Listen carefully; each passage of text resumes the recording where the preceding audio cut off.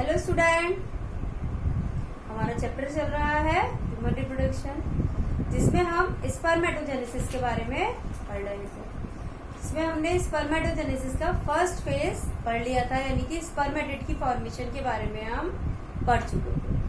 हमने देखा था ये प्रोसेस 3 स्टेप्स में कंप्लीट हुई थी। पहला स्टेप था मल्टीप्लिकेशन फेज यानी गुणन प्रावस्था, जिसके अंदर माइटोसिस डिवीजन होता है, स्पर्मेटोगोनिया बनते हैं, स्पर्मेटोगोनिया डिप्लॉइड होते हैं। अब ये डिप्लॉइड स्पर्मेटोगोनिया नेक्स्ट फेज यानी कि वृद्धि प्रावस्था यानी ग्रोथ फेज के अंदर जाते हैं, अपना साइज बड़ा कर लेते हैं और चेंज हो जाते हैं प्राइमरी स्पर्मेटोसाइट में। और जो प्राइमरी स्पर्मेटोसाइट है वो भी कैसे होते हैं? डिप्लॉइड होते हैं। इसके बाद जो थर्ड फेज है वो होता है मैच्योरेशन फेज, और इसका जो कैरेक्टरिस्टिक फीचर है मैच्योरेशन फेज का वो है मियोसिस। मियोसिस यानी अर्धसूत्री विभाजन, जिसमें गुणसूत्रों की संख्या आधी रह जाती है। और जो मियोसिस है वो 2 फेज में कंप्लीट होता है, meiosis first and meiosis second. Meiosis first के अंदर गुणसूत्रों की संख्या आधी होती है और मियोसिस सेकेंड के अंदर गुणसूत्रों की संख्या के अंदर कोई परिवर्तन नहीं होता है। तो मैच्योरेशन फेज यानी जो मियोसिस फर्स्ट है उसके बाद बनते हैं हमारे सेकेंडरी स्पर्मेटोसाइट, और वो कैसे होते हैं? हैप्लॉइड होते हैं। अब तक जितने भी हमारे स्ट्रक्चर बने थे स्पर्मेटोगोनिया, प्राइमरी स्पर्मेटोसाइट, दोनों ही कैसे थे? डिप्लॉइड थे। लेकिन जो सेकेंडरी स्पर्मेटोसाइट है वो कैसा है? हैप्लॉइड है। और उसके बाद मियोसिस सेकेंड के बाद बनते हैं स्पर्मेटिड, और स्पर्मेटिड भी कैसे होते हैं? हैप्लॉइड। और उसके आगे का जो हमारा सेकेंड स्टेप है स्पर्मियोजेनेसिस, उसके बारे में हम पढ़ेंगे। ये जो स्पर्मेटोजेनेसिस की प्रोसेस होती है, पूरी प्रोसेस, ये प्रोसेस कंप्लीट होती है हमारी 74 डेज। पूरी प्रोसेस में कितना टाइम लगता है? 74 डेज लगते हैं स्पर्मेटोजेनेसिस को पूरा होने में। अब स्पर्मियोजेनेसिस की बात करते हैं। जो non motile cell like spermatid changes into movable sperm. तो स्पर्मियोजेनेसिस क्या है? Non motile cell like spermatid का मूवेबल स्पर्म के अंदर चेंज होना, इस प्रोसेस को कहते हैं हम स्पर्मियोजेनेसिस या शुक्र कायांतरण। हिंदी में इसे कहते हैं शुक्र कायांतरण। अब स्पर्म का एक इंट्रोडक्शन दे देती हूँ, उसका स्ट्रक्चर कैसा होता है। स्पर्म को हम 3 पार्ट में डिवाइड कर सकते हैं, head, middle piece and tail. तो कैसे जो स्पर्मेटिड है चेंज होता है, कैसे हेड बनाता है, कैसे मिडिल पीस बनाता है और कैसे टेल बनाता है स्पर्म का, क्या क्या चेंजेस आते हैं स्पर्मेटिड के अंदर, वो अब हम जानेंगे। तो पहला है हमारा फॉर्मेशन ऑफ हेड। हेड का फॉर्मेशन कैसे होता है? जो स्पर्म का हेड होता है उसके अंदर एक्रोसोम होता है और न्यूक्लियस होता है। एक्रोसोम एंड न्यूक्लियस, साथ में सेंट्रियोल भी होते हैं। तो एक्रोसोम का फॉर्मेशन कैसे होता है, न्यूक्लियस के अंदर क्या चेंज आते हैं, सेंट्रियोल में क्या चेंज आते हैं, ये हम जानते हैं। देखो, जो न्यूक्लियस होता है उसका जो ऑलमोस्ट मटेरियल है वो सब डिस्कार्ड हो जाता है, लॉस्ट हो जाता है। उसके अंदर क्या बचता है? केवल जेनेटिक मटेरियल बचता है और बेसिक प्रोटीन। उसकी जो शेप है वो भी चेंज हो जाती है, वो सर्कुलर से कैसा हो जाता है, उसका जो इलॉन्गेट हो जाता है स्पर्म, उसका जो एंटीरियर पार्ट होता है वो पॉइंटेड हो जाता है, और जो पोस्टीरियर पार्ट है वहां पर एक गड्ढे जैसी संरचना, डिप्रेशन बन जाता है। तो न्यूक्लियस के अंदर क्या क्या चेंज आए? न्यूक्लियस का जो जेनेटिक मटेरियल है और उसके अंदर जो कुछ बेसिक प्रोटीन है केवल वही रह जाती है, बाकी उसका जो कंटेंट है वो सब डिस्कार्ड हो जाता है। उसकी शेप चेंज हो जाती है, वो लंबा हो जाता है, आगे वाला सिरा पॉइंटेड रहता है और पीछे के सिरे में गड्ढे जैसी संरचना बन जाती है। अब सेकेंड चेंज है चेंजेस इन गोल्गी बॉडी। जो गोल्गी बॉडी होते हैं, जो गोल्जी काय होते हैं, वो सब एक साथ इकट्ठे हो जाते हैं और एकदम एंटीरियर साइड में आ जाते हैं स्पर्म के, और एक कैप जैसी स्ट्रक्चर बनाते हैं। और उस स्ट्रक्चर को हम कहते हैं, इस तरीके से स्ट्रक्चर बनाते हैं,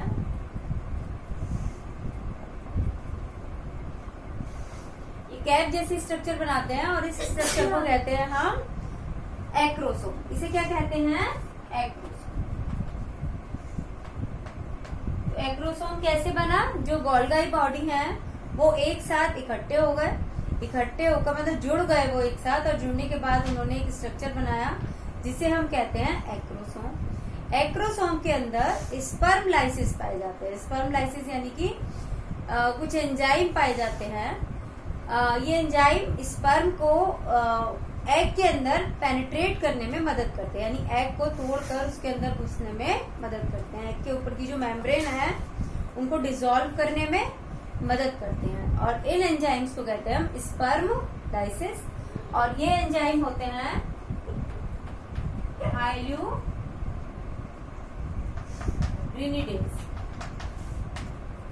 एंड कोलेजिन। तो मेन एंजाइम होते हैं इस एक्रोसोम के अंदर, एक है कैलोजिनेज और दूसरा है हमारा हाइल्यूरिनिडेज। कैलोजिनेज, हाँ, एक है हमारा कोलेजिनेज और दूसरा है हमारा हाइल्यूरिनिडेज। तो ये दो एंजाइम होते हैं। ये दो एंजाइम जब स्पर्म ओवम के अंदर एंटर करता है तो ओवम के ऊपर जो लेयर है उन लेयर को तोड़ देता है और डिसॉल्व कर देता है, और स्पर्म जो है ओवम के अंदर एंटर हो जाता है। अब चेंजेस इन सेंट्रियोल, तो सेल के अंदर दो सेंट्रियोल होते हैं। तो ये जो दोनों सेंट्रियोल हैं न्यूक्लियस के नीचे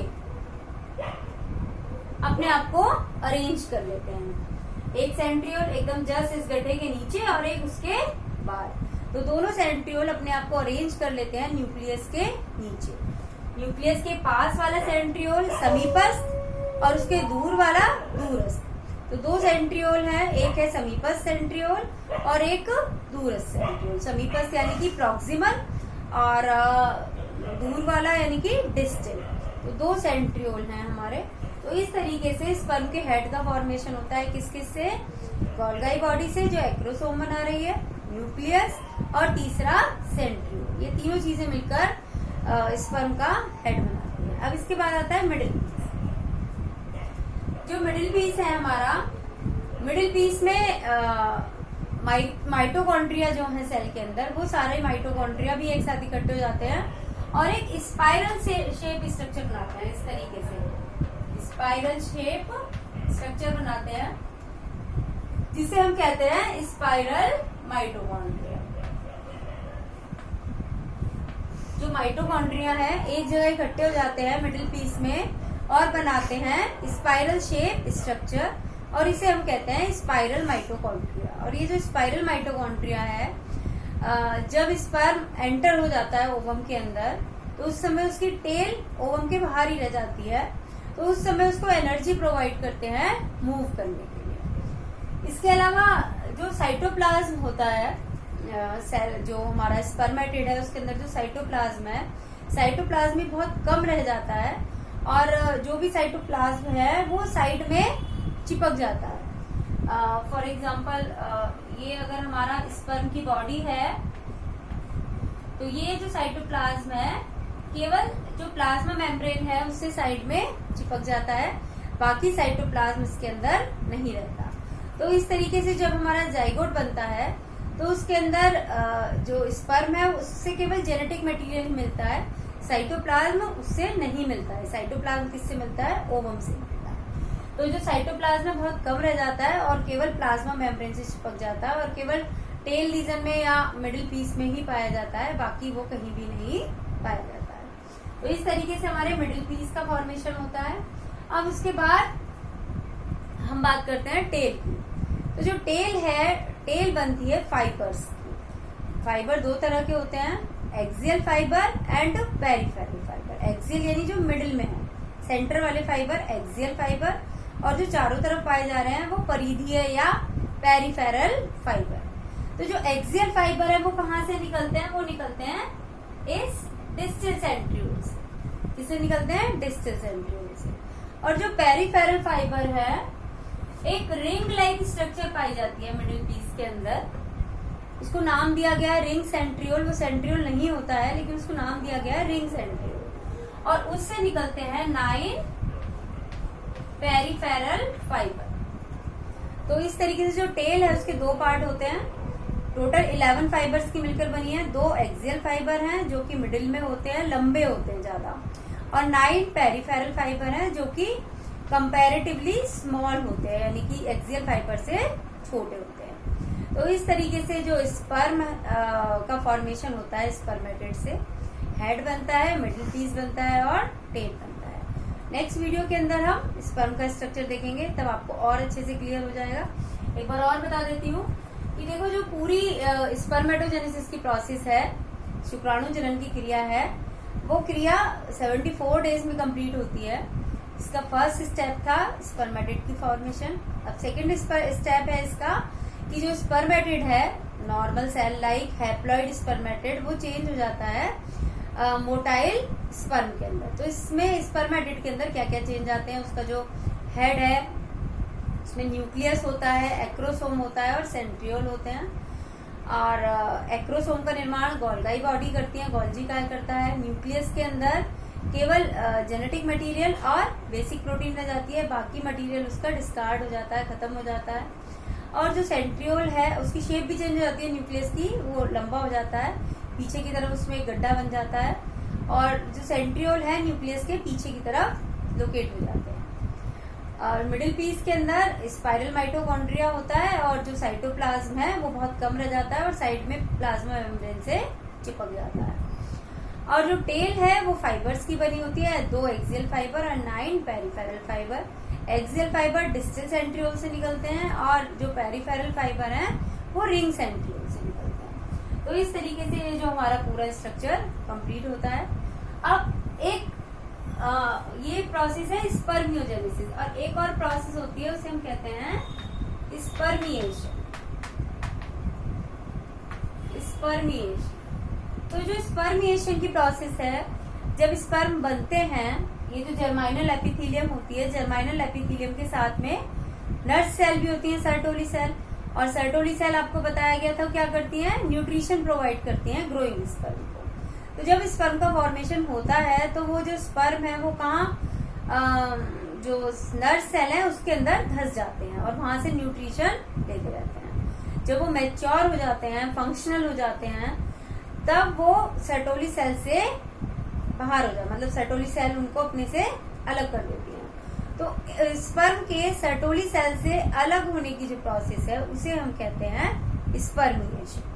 तो इसमें 3 वर्ड हुए, स्पर्मेटोजेनेसिस, पूरी प्रोसेस को हम कह रहे हैं स्पर्मेटोजेनेसिस। स्पर्मियोजेनेसिस, स्पर्मेटिड का चेंज होना स्पर्म के अंदर, और स्पर्मियोजेनेसिस स्पर्म का रिलीज होना from Sertoli cell, it is known as spermiation. तो 3 यहाँ पर हमारे वर्ड यूज हो रहे हैं जिनका अलग अलग मीनिंग है तीनों का, तो इन्हें क्लियर रखना चाहिए आपको। अलग अलग पूछे जाते हैं ये कॉम्पिटिशन्स में भी। तो इस तरीके से हमारा आज ये स्पर्मेटोजेनेसिस का प्रोसेस कंप्लीट हो गया है। अब नेक्स्ट वीडियो में हम स्पर्म के स्ट्रक्चर के बारे में पढ़ेंगे, तो वीडियो को लाइक जरूर कीजिए, शेयर कीजिए, कमेंट कीजिए और चैनल को सब्सक्राइब कीजिए। Thank you.